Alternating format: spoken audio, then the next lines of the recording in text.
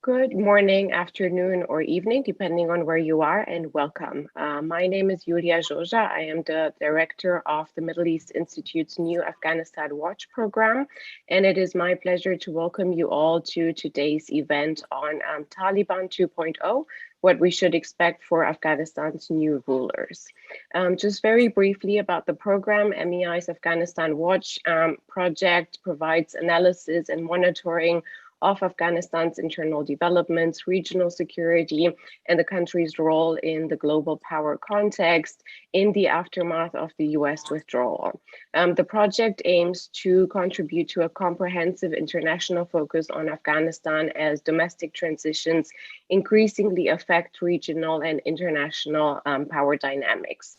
With today's event, we look at the Taliban's return to power, the new Taliban government, and the implications for Afghans as well as for the international community. A quarter century ago, the Taliban established a theocratic authoritarian Islamist regime that engaged in systematic internal repression, denial of human rights to Afghans, and remained an international pariah. Initial indications are mixed at best whether their government, their new government will be different this time around.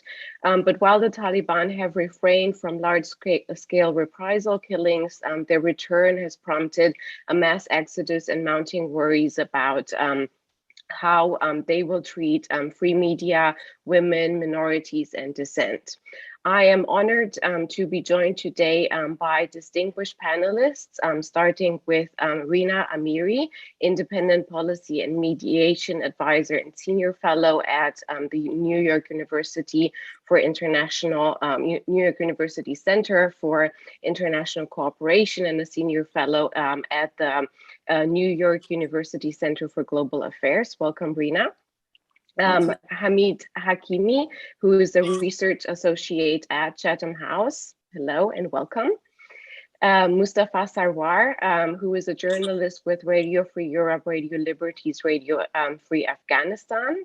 Thank you for joining us, Mustafa. And last but not least, Abu Bakr Siddiqui, who is the editor of Radio Free Europe, Radio Liberties Gandara website. Welcome, Abu Bakr. To read the full bios of today's distinguished panelists and speakers, please visit MEI's website. I look forward to taking audience questions through Zoom's Q&A feature, which you can all find on your screens. And for those calling in by phone or watching our panel on the live stream, you can ask a question by emailing events@mei.edu or tweeting us at MEI. If you have any technical issues, please email again events@mei.edu. Feel free to ask a question at any time throughout the panel. I'll be looking for all of your questions and will factor in as many as possible into our discussion. For today's conversation, we're going to tackle a number of questions with regard to the new Taliban government announced yesterday. But I would like to start with a question that has been on many people's minds, the situation particularly of women and their rights in Afghanistan under Taliban rule, as well as in the context of this new Taliban government. So with that, let me turn the conversation to start it to Rina Amiri. Thank you again for joining. You wrote recently an open letter to the US administration warning of a possible Rwanda or Srebrenica moment in light of the Taliban returning to power in Afghanistan. So how do you assess the situation in terms of human rights and particularly rights of women in the context of this new government? Well, thank you very much for organizing this important discussion and for including me. Yes, when I wrote that open letter, it was just at the fall of Kabul. And the weeks prior to the fall of Kabul, I had been talking to human rights and women's rights activists from throughout Afghanistan. And what I kept on hearing over and over again was it was quite systematic that the Taliban would take over. And what they would be met with is that those who had been on the front lines of advocating for women's rights and human rights, they would have the Taliban at their door with the list, noting their name, and demanding of their family where they were, if they had already hidden or fled, and going to their offices, going through their material, and this was over the course of several weeks as districts were falling and provincial centers were falling.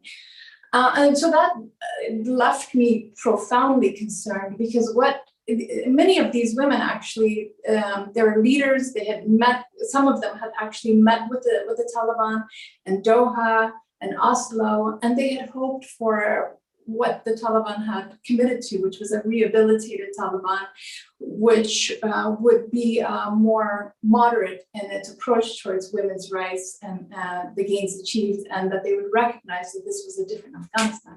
But what they were seeing was quite different on the ground, and it was creating a real culture of intimidation, and there was real acts of violence taking place. There were places, particularly in the north, where I heard from many women that young girls were being forced to be married off to Talib leaders, that they were the subject of brutal attacks, and knowing that this situation was going to be quite amplified, because all these defenders were all fleeing to Kabul.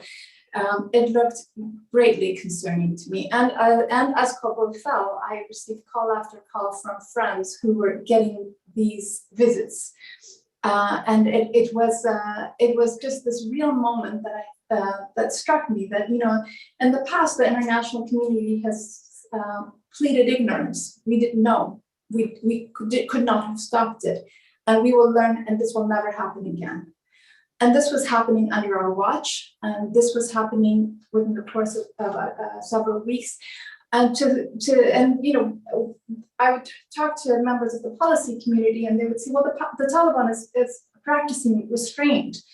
But what they were doing was creating this culture of intimidation and fear, and silencing this community. And at what point would that shift to greater violence? I think that in the past that we have waited far too long and have not sent out the signals that this is not going to be tolerated by the international community. And what alarmed me was this deafening silence on the part of the international community in respect to the rights of these people who had believed that the international community would stand with them. And here they were in their homes, just in a state of terror for themselves and their families. Now, there has still been hope on this population of activists. We're fleeing, we're in hiding, we're looking for, and continue to be looking for any way to get out, particularly in the leadership, at the leadership level. But there has still been some hope that this is a situation of disorder and instability, and once there's a Taliban government in place and their leadership is determined, that they would rein in these forces, that maybe some of these were rogue elements. And I think yesterday, with the announcement of the Taliban government, that hope has dramatically dissipated, because what we're seeing is what many feared. The Taliban had committed to an inclusive government. It had given signals that it would be more moderate on the issue of women's rights. Well, when you have 33 mullahs, all male, you eliminate the Ministry of Women's Affairs and reestablish the Ministry for Vice and Virtue. When you have almost no diversity in terms of ethnic composition, I think there are 3 non-Pashtuns in the leadership. That sends a signal to the country, to women, to minorities, that they should be on watch. Despite the fact that the Taliban have called this a caretaker government, I mean, there's a question: is it really a caretaker? Is it a caretaker government because there's still infighting between the various Taliban factions, and therefore they have had to put something in place, but that there's still negotiations? Are the so-called the Taliban 2.0, the softer Taliban, are they still fighting for greater space to bring in greater inclusivity, as they keep on saying? Or is it a caretaker government in the way that they had in the 1990s, where they just called it a caretaker government? And this is a way to also keep the international community and Afghans keeping on hoping that perhaps some level of moderation will enter, and that is used as a negotiation tool. And I think what we need to look ahead for the international community right now is a real defining moment. Not only do you have a radically non-inclusive caretaker government that doesn't include any representation from the former Islamic Republic, but it's one that also includes the Haqqani network responsible for security, for the Ministry of Interior. You have those that are on sanctions lists, on FBI terrorist lists. So what is the stance of the international community? There have been signalings from the region, particularly from China, that they're going to be moving towards recognition. Well, this is a testing moment for the Taliban to see how much the international community is going to tolerate this continued rhetoric of inclusion, rhetoric of greater openness, but the hard reality is quite different. Are they going to be held accountable? This will be a defining moment in terms of what happens next with the Taliban, in terms of their governance structure and what they do to the growing opposition by women and other groups inside the country to what they anticipate is going to be greater intolerance as the Taliban consolidate their power over the country. Thank you. Thank you, Rina. Indeed, there's a lot of very valid questions in terms of both the domestic reaction and also the legitimacy that the new Taliban government is seeking internationally to become a long-term power settled government. Before we go to the international community and especially regional reactions to the new government, let me turn to Abu Bakr. Abu Bakr, you've been following in detail the announcements in terms of the new government, and you have an overview of the composition of this government. Can you give us a short overview of the new government's composition and what that means in terms of both domestic reactions and the international community? How are we to understand this new government, and what can we expect in terms of the Taliban 2.0? Well, Lulia, thank you very much. I think my first point will be to talk about the Taliban. We have to understand who they are and what is their ultimate aim. What do they want to achieve? From what I have studied, and I've looked at their statements and talked to people close to the movement, in the movement, and I think the Taliban are in a phase of regime consolidation right now. And from their perspective, it makes perfect sense that they come up with a cabinet, with a government, leadership of the government, essentially, that is absolutely loyal to the Taliban, that they will have no questions about. So that's why everybody, one thing that they did, and didn't get a lot of play, that the Taliban announced the restoration of the Islamic Emirate of Afghanistan. In the past, the Taliban have been, the Taliban have been calling themselves, even when they were in insurgency, the Islamic Emirate of Afghanistan, the formal name. They are the only movement, radical Islamist movement that is committed to turn Afghanistan into an Islamist government, Sunni Islamist government. We do not have a comparable example of that kind of political system. So in that light, the ethnic composition, all these things, unfortunately, didn't mean much to them. They were not operating like the previous system. And one thing that is very important to understand the Taliban's motive moving forward is that they have now a narrative of victory. They see themselves as victors in a long war with a superpower. This is what their statements say. This is what they declare. they do not see themselves beholden to any agenda. One thing that was not, again, not paid a lot of attention to yesterday was a statement, a declaration of intention by the Taliban. And this has 4 or 5 main points. One of the points was that they are committed to giving Afghan their rights, but those have to be under the overall blanket of, under the limits of Islam. They also talked about the importance of education, modern education, particularly, but again, within the parameters set by Islam. And then, of course, they talked about the improving Afghanistan's economy and the need to pay attention to Afghanistan's economy. So from their perspective, they are going very systematically about it. One thing that stands out to me is that everybody in this cabinet was always already working in some capacity in the same form, apart from a few exceptions, in their shadow government. For example, Mullah Hassan Akhund, the leader or the prime minister of the new government, he was the leader of Rahbari Shura, the leadership council, for 20 years. He was a key confidant of Mullah Omar. He was nearly in the same position in 2001 when he assumed this position after Mullah Rabbani, the head, died. So, and then of course, all the other one thing that a lot of, when people discuss Taliban, they talk about the Haqqani network. But to the Taliban, the Haqqani network is not a separate entity. The Taliban have always said that it's inside them. Now, the key question about the Taliban moving forward, and I'm sure others will jump in to talk about this, is that the Taliban do not represent a majority of Afghans. They are a minority group. They're trying to impose this theocratic form of government. How are they being received? So far, we have seen that a lot of Afghans are not happy with what they're trying to achieve. Thank you, Abu Bakr, for this overview.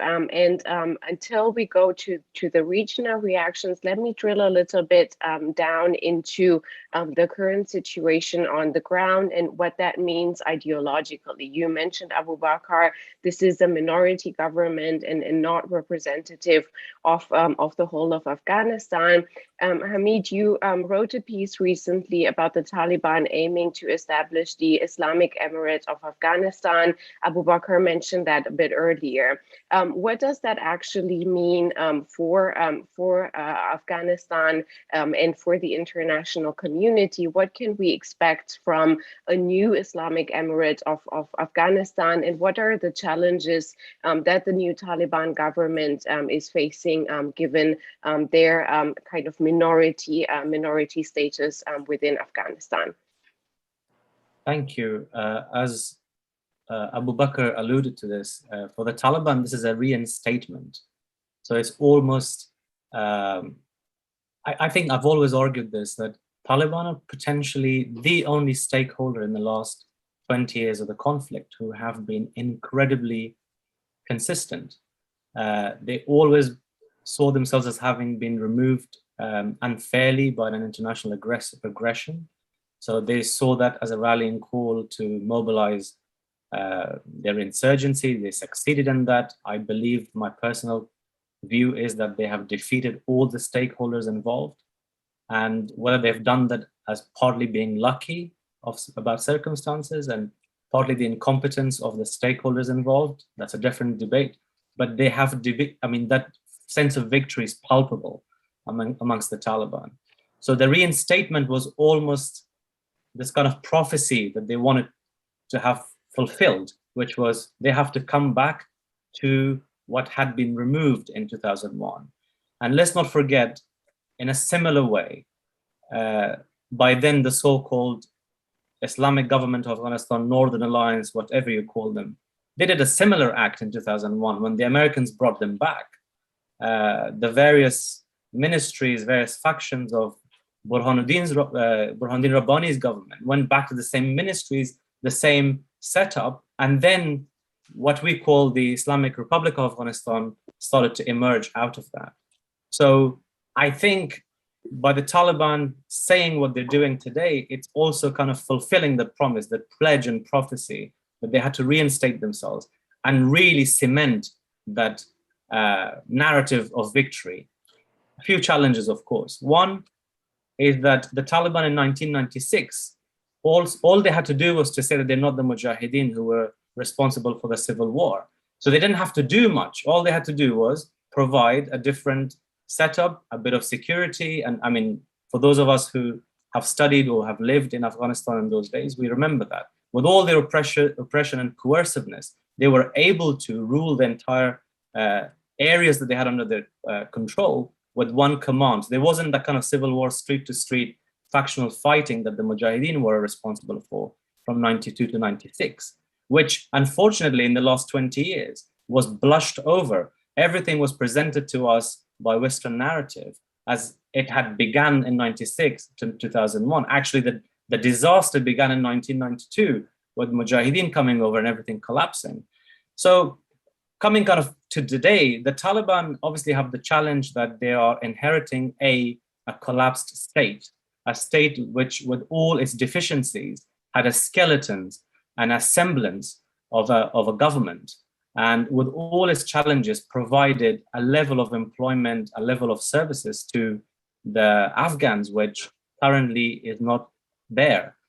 We all know about the wonderful achievement of Afghans, and I would like to emphasize it had nothing to do with foreign agency. It was Afghans' agency and sacrifice that made them able to have the kind of media landscape that they enjoyed for the last almost 2 decades, which is now again under threat and has pretty much disappeared. So all of this new Afghanistan does not just want something that is not a government that was there between 2001 to 2021. They want more. People expect service delivery. They expect a semblance of respect, some kind of social contract, some kind of citizenship rights, all of this. And the Taliban don't have the skills for it. They have reinstated something that in their mind makes sense. So there's also, it's kind of a dissonance of paradigms, which something that Rina was talking about, the idea of inclusivity. I mean, these are just words in English.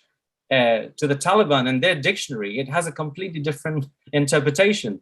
I was listening to the Taliban spokespeople. They were saying, as far as they're concerned, they don't accept markers of ethnicity, linguistic diversity, regional diversity as markers of inclusivity. For them, inclusivity means something completely different. And this was what Zabiullah Mujahid was saying, I believe yesterday when I was listening to his press conference. So we have to really take a deep breath, unfortunately. We have to step back and take things a little bit easier with sort of trying to digest, because a lot of dissonance is happening. And with media frenzy being just on the airport for the last 3 weeks or so, we've almost forgotten there's other 35 million people plus country. So I think there are some trends coming up, and I'll conclude with this. One, this paradigm problem. We talk about one thing when we say inclusivity, they talk about something else. We talk about one thing when we say tolerance, they talk about something else. So we need to find the common ground with the Taliban. They need to find that common ground.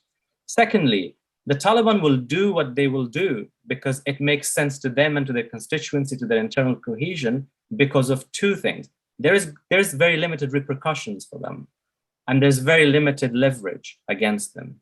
They're victorious. This is a victor's government, and it's a victor's administration. So until that dimension changes, that dynamics change, the Taliban will continue to behave in ways that we don't agree with from the outside, and in ways that Afghans feel would be incredibly coercive to them.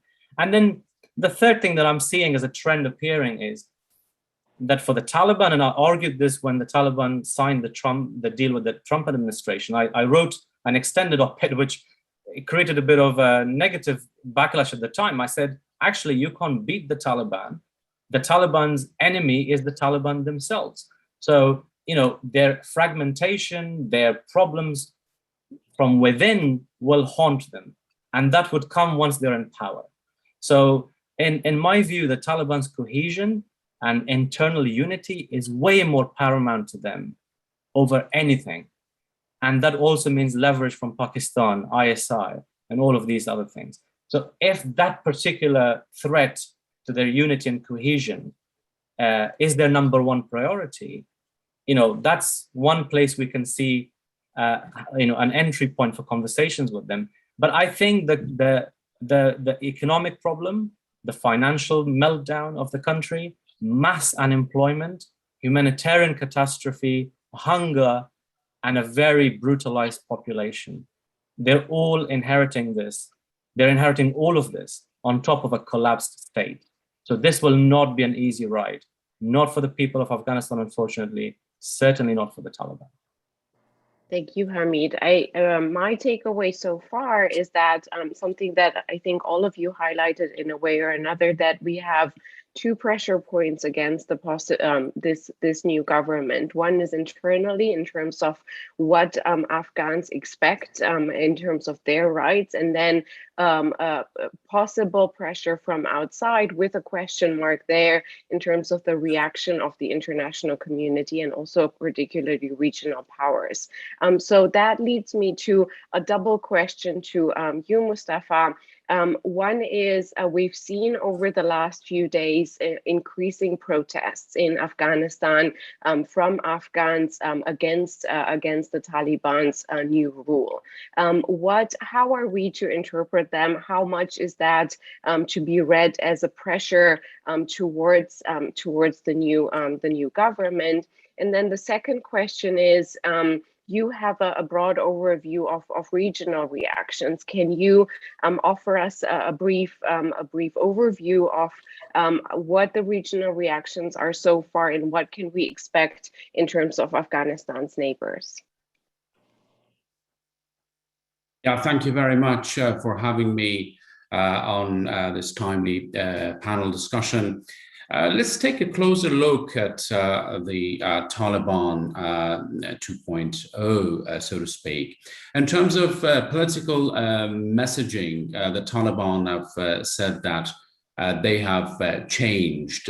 For instance, as soon as they took Kabul, they announced a general amnesty.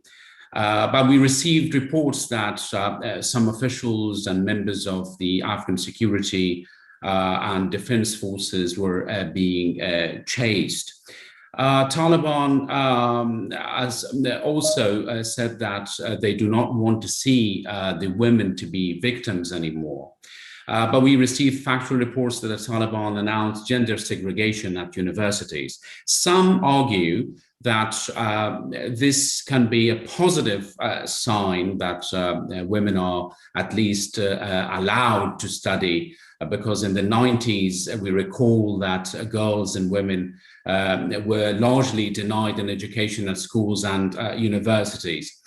Also, we received reports from different provinces where the Taliban ordered schoolgirls and they cannot go that they cannot go to school or attend school beyond the 6th grade for now. Let me share the story of Sahar, a 10th grader schoolgirl in the remote mountainous province of Badakhshan. She told us that she wanted to become a doctor or an engineer in the future, but the Taliban, local Taliban authorities said that they are not allowed to go to school based on their recent decision. The Taliban also said that the war is over, but then the news of fierce fighting came in from Panjshir province. You know that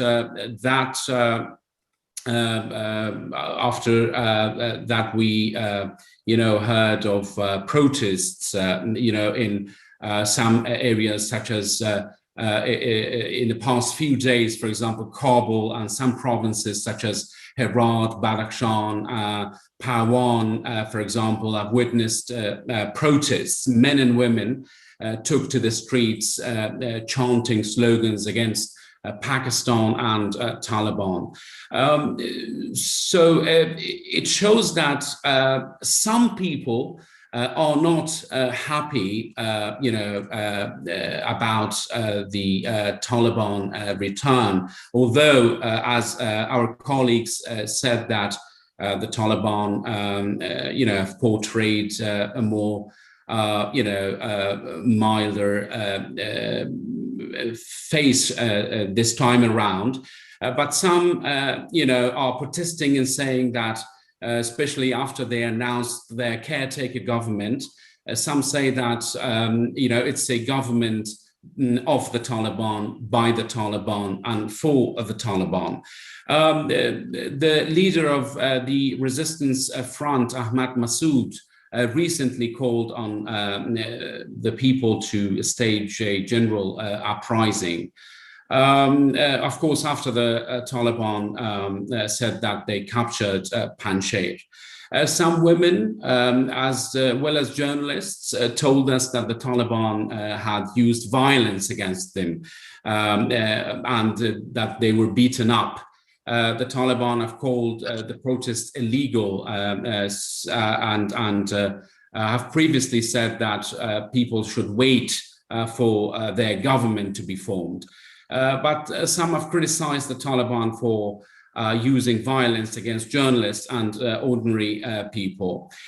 So about the regional reaction to the Taliban announcement, it's important to take a look at the reaction of the key regional stakeholders.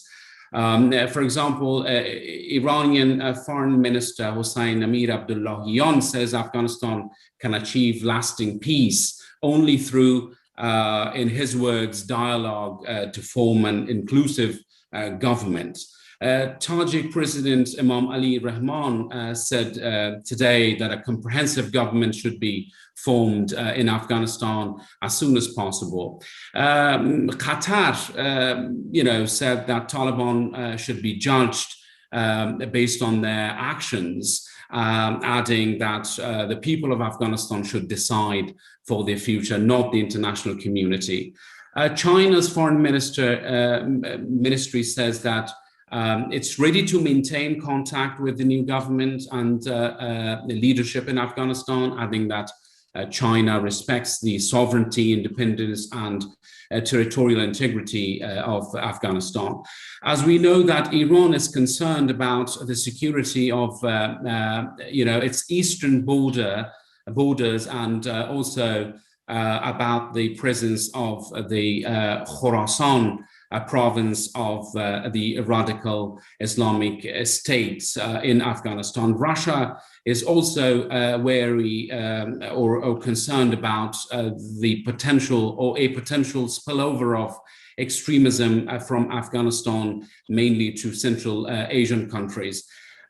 So the US, the EU, and many countries in the region have not yet officially recognized the political structure of the Taliban. The US and EU have said that they would judge the Taliban by their deeds and not by their words only. So some argue that the Taliban need to show that they can win the trust and confidence of Afghan people, neighboring countries, and the region and global actors. But it, of course, it remains to be seen in the weeks and months to come. I leave it at that. Thank you. Thank you, Mustafa, for this comprehensive overview in very short time of all the power reactions around the world that we have so far. Let me go back and start to bring in some of the questions that we have from our fantastic audience today. Thank you for sending them in. We have a first question for Marina, going back to my question on protests that are currently happening and the images and videos that we are seeing from several provinces in Afghanistan. The question that we have from the the audience for you, Rina, is how effective in Afghanistan and on the international stage is women protesting openly on the streets? Is this not an Afghan women 2.0 that the Taliban will need to deal with? Thank you for that excellent question. I want to note that many of the demonstrations, there's two components to it. One is demanding their rights, and two, this is both men and women saying, Pakistan, stay out of our internal politics. I find there's a bit of disingenuousness from the region to say that we respect Afghan sovereignty when it is Pakistan, right? The winners of this war have been not just the Taliban, but Pakistan, and Pakistan very overtly now determining policy in Afghanistan, and that is the subject of the protests as well. And it's very right to call this as Women 2.0, because one of the questions that's emerged is with so many of the top echelon of the leadership of the women's rights movement and the human rights community leaving, who will stand up to the Taliban? Who will negotiate with the Taliban? Well, it's very encouraging because these incredibly courageous women and men who have nothing but their voices are standing up against Kalashnikovs, against just a Taliban where they have demonstrated their brutality in the past, and saying, this is a different Afghanistan and we will stand up to you. Now, the degree to which it's effective is based on two elements. And we've seen in other contexts where there are dictatorships that a population can stand up and rise and be crushed. We see it in the region often. But this is a country where 80% of the aid is dependent on the international community. And so there is still leverage to be used both by the region and by the international community. And the way that that's used can leverage the voices. But I go back to what my colleagues have also said, that this is a population that's the brink, over 14 million people are on the brink of starvation. So how do you both stabilize yet use your leverage to ensure that you can rein in the Taliban? And I think to do that, what will be most critical is for the international community and the region to come together and to actually identify this as a strategic interest, to stand behind the people. China, Russia, everyone has seen the experiences of Afghanistan. Picking a leader, picking a government, and not standing with the people, it backfires eventually. It doesn't work. Just picking a leader is not going to work this time. So they would be very wise to see that this can blow up in their face once again, because this is a population that even left with nothing but their voice, they will rise. And they need to be supported by broadly by the region and the international community to stabilize the country.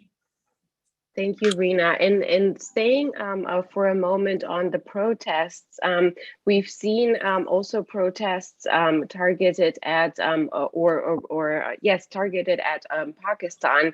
The question that I have for you, Abu Bakr, we've seen several questions from the audience around the topic of Pakistan, and there's a lot of international commentary among experts with many questions in terms of the relationship between the new Taliban government and Pakistan, with many layers to that. We also see an exodus towards Pakistan of Afghan refugees, and we see questions internationally in terms of the new Taliban government's cooperation with Pakistan on the issue of terrorism, fighting terrorism, as well as harboring or cooperating with terrorists. So, with all that package, can you explain to us and to our audience how we should understand the current perception from Pakistan towards Afghanistan, and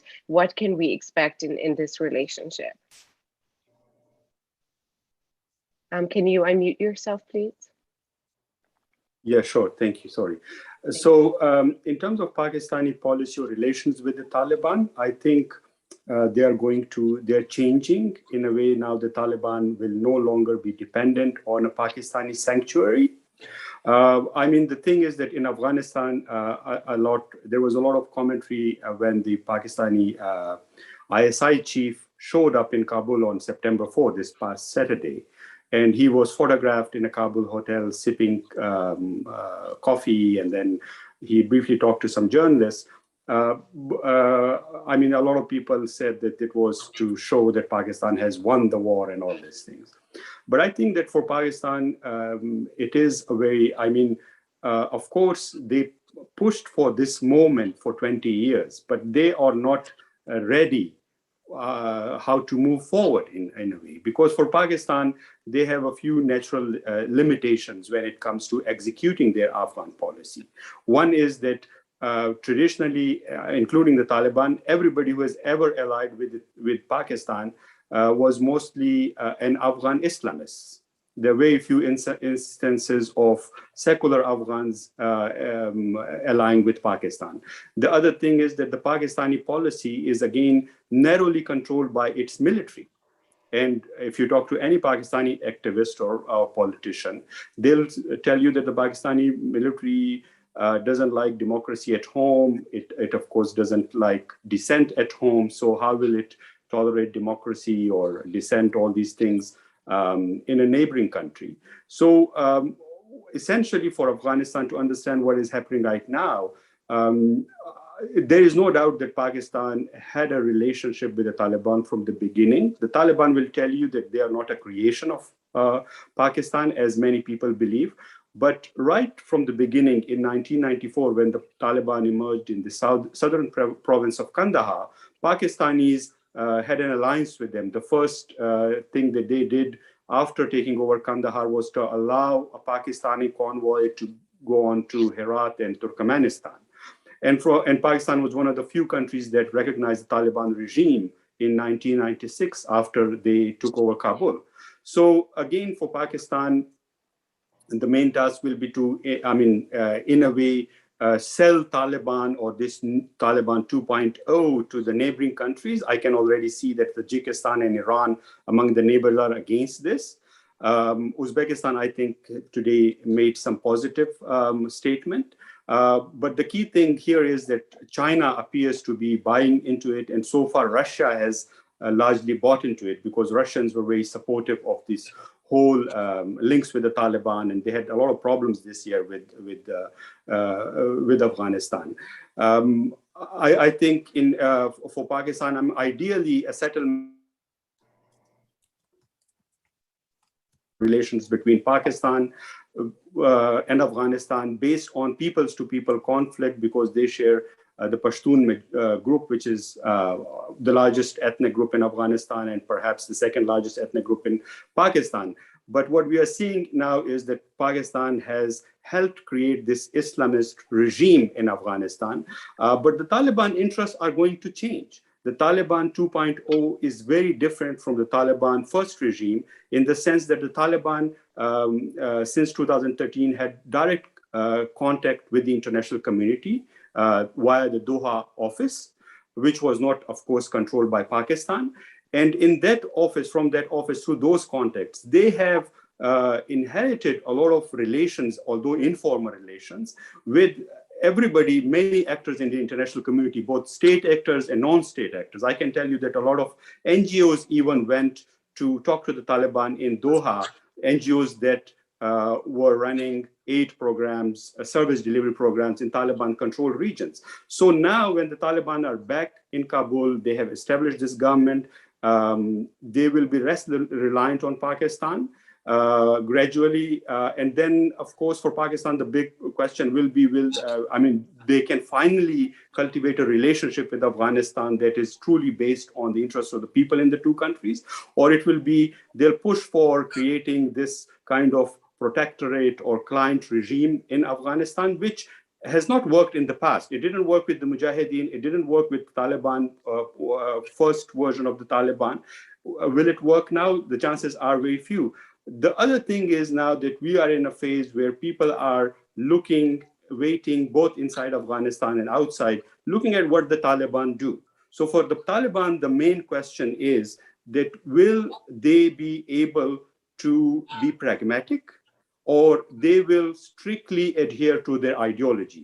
Everything that they have done in terms of their ideology has mostly backfired. It didn't win them many friends, it didn't win them international recognition or anything, but everything that they have done pragmatically. For example, I'll give you one example. Since 2012 or 2011, the Taliban, in their leadership statement that was issued in the name of Mullah Omar, and then when his death became public, then they had to issue it in the name of his successors, the Eid messages, they always promised that the Taliban will not create a monopoly over power in Afghanistan.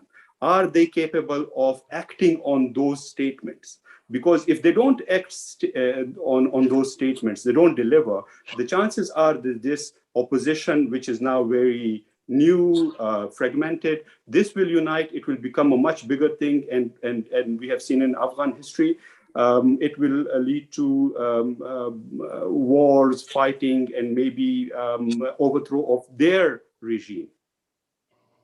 Thank you, Abu Bakr. Back to you, Hamid. You wrote extensively about the possibility of sanctions from the international community on the Taliban government, and you also have a broad understanding of the economic situation in Afghanistan, also in terms of the consequences for what Abu Bakr was mentioning a bit earlier, pragmatic versus ideology. If they are going for the pragmatic way, what are do they have the necessary skills to avoid a major economic crisis and to bring Afghanistan, a poor country, on at least a level of survival for regular Afghan citizens. So the question that I have for you, and I see that from our audience as well, is what can the international community do?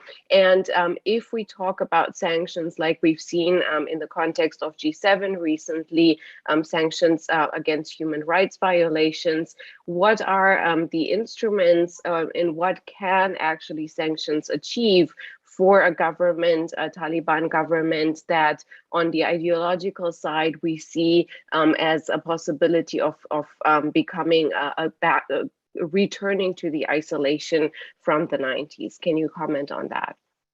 Sure. On sanctions, I'd like to say generally that I absolutely believe that if there is sanction, if there are sanctions on the regime of the Taliban, it's not going to hurt the leadership. And they've just come fresh from being an insurgency, so they've survived despite being on terrorist lists and everything. In fact, Anas Haqqani, the acting so-called acting Minister of Interior, apparently has a $5 million bounty on him by the US government, and he survived. He's actually a poet and he's giving interviews, all of that. So the Taliban, as far as survival of pressure is concerned, their leadership, I think they have the know-how to do that.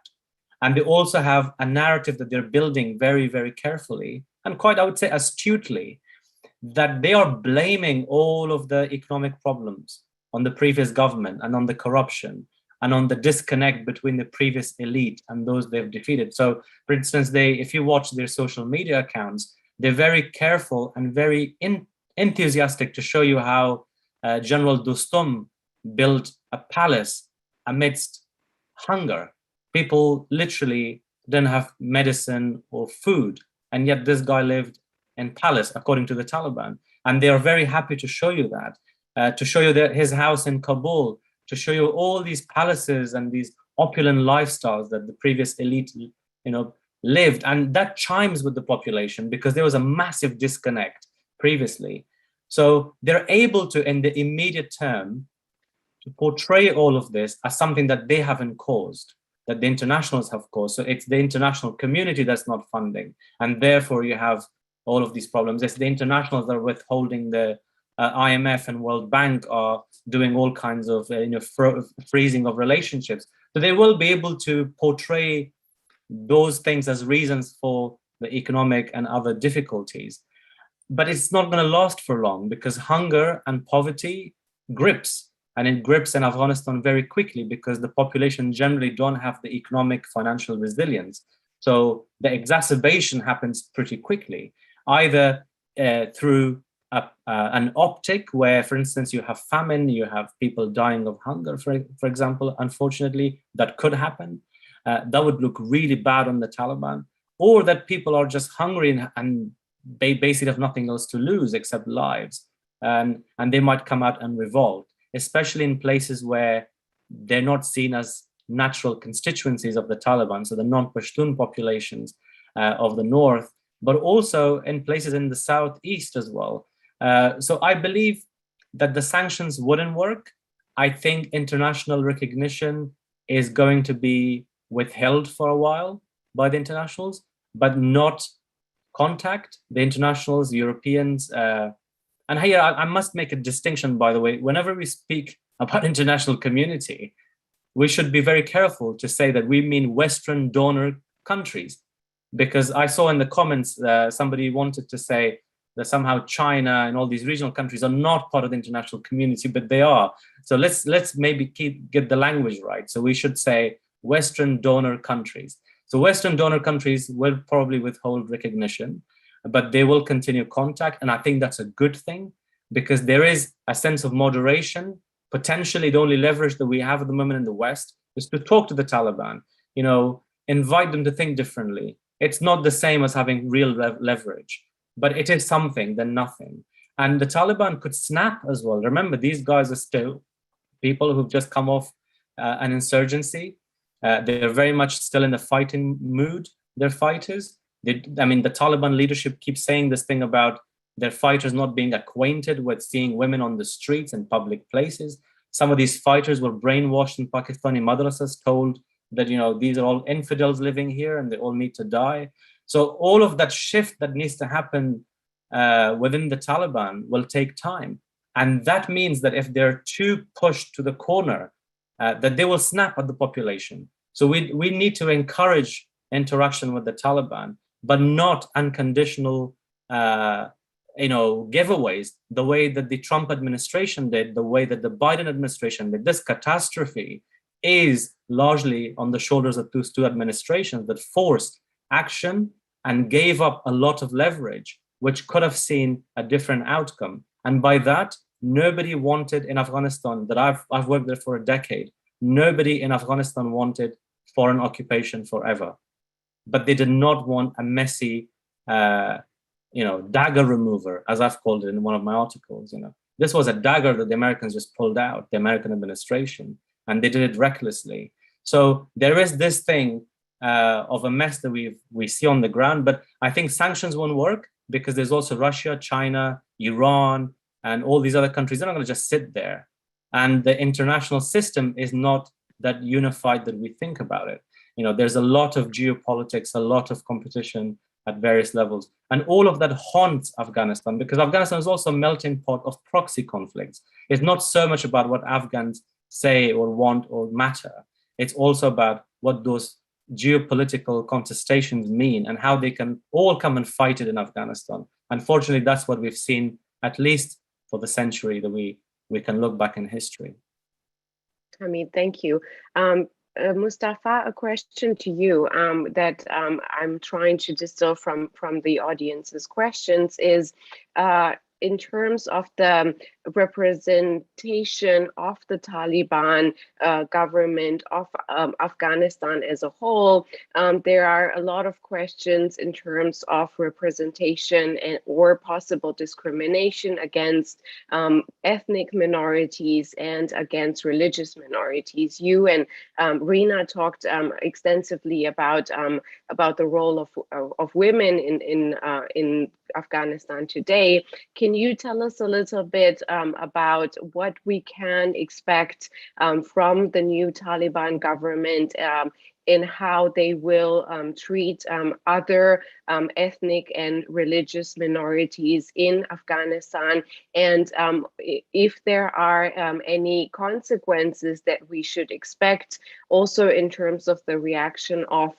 the international community, neighboring countries that have a stake in protecting some of these minorities, and watch out for what is happening in Afghanistan. Yeah, thank you. That's an important question. Let's take a look at the announcement of the Taliban, their caretaker government. They said that they're going to form an open and all-inclusive government, and some regional stakeholders have called on the Taliban beforehand that they should form a multi-ethnic government.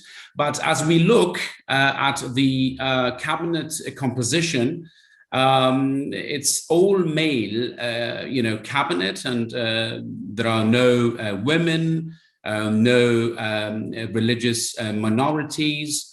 That Shias and Hazaras, they make up a significant percentage of the population in Afghanistan in terms of religious groups there. And so there's also history in the 90s. We recall that they violated the rights, the basic rights of women, and also minority, religious minority groups, such as Hazara in different parts, such as in Bamiyan, and also there are reports of what happened in Mazar Sharif.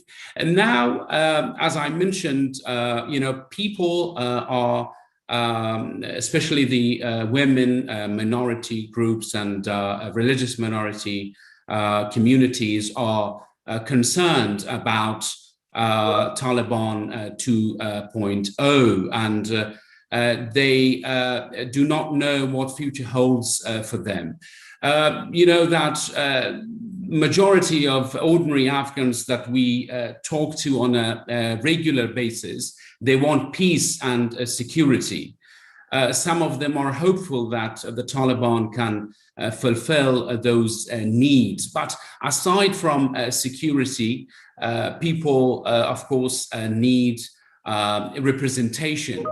And also they need to have access to essential needs and other basic services and amenities. Millions of Afghans, as we speak, they face hunger, drought, and also there's the third wave of COVID. That aside from the concerns of minority communities in Afghanistan, Afghanistan is highly dependent on foreign aid. Now, the main question that many people are asking is that where will the money come from to pay for the civil servants and also address the needs of people to keep them alive, first of all. So, a lot of questions remain unanswered. There are, of course, concerns, there are questions. That Afghanistan is a multi-ethnic society. Opinion is divided. It remains to be seen how much the Taliban have changed, really. But what is clear is that Afghanistan has changed tremendously in the past 20 years. And thanks to the presence of the international community and the US presence in Afghanistan. For example, women and men are more educated, they are more familiar with values such as democracy, freedom of expression, media, women's rights. These are considered the crucial achievements of the past 2 decades in Afghanistan. That Afghanistan is a young society. Millions now have access to cell phones.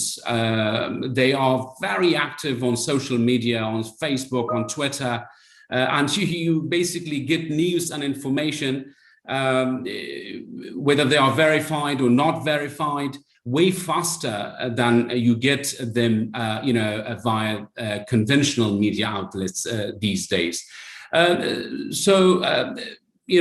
Afghanistan has changed, and this can also be a challenge for the Taliban. That in the past, in the 90s, when Taliban now again, talk about Sharia law. A very crucial part of Sharia law is hudud, or Islamic punishment.